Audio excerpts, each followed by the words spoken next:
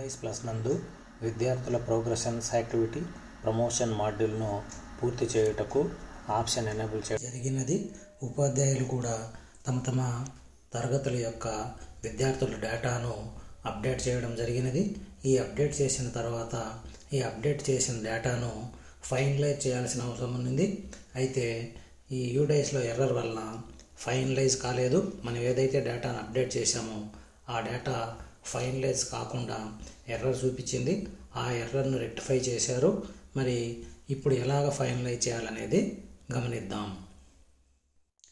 UDICE పోర్టల్లోకి login అయ్యి మనం ఈ విధంగా ప్రోగ్రెషన్ మాడ్యూల్ను ఓపెన్ చేసి విద్యార్థుల యొక్క డేటాను అప్డేట్ చేయడం జరిగింది. మొదటగా ఈ క్లాస్ ఆప్షన్ తీసుకున్నాం, సెక్షన్ ఆప్షన్ తీసుకున్నాం. ఈ సెక్షన్ వారీగా గో పైన క్లిక్ చేస్తే విద్యార్థుల వివరాలు వచ్చినాయి. వివరాలను అప్డేట్ చేయడం జరిగింది.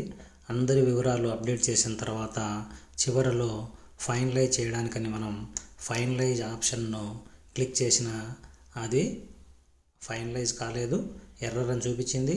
అయితే ఇప్పుడు దాన్ని రెక్టిఫై చేశారు. ఇప్పుడు ఫైనలైజ్ చేసి కన్ఫర్మ్ అయిన క్లిక్ చేసినచో మనం ఏదైతే వివరాలు నమోదు చేశామో ఆ వివరాలన్నీ కన్ఫర్మ్ అవుతున్నాయి.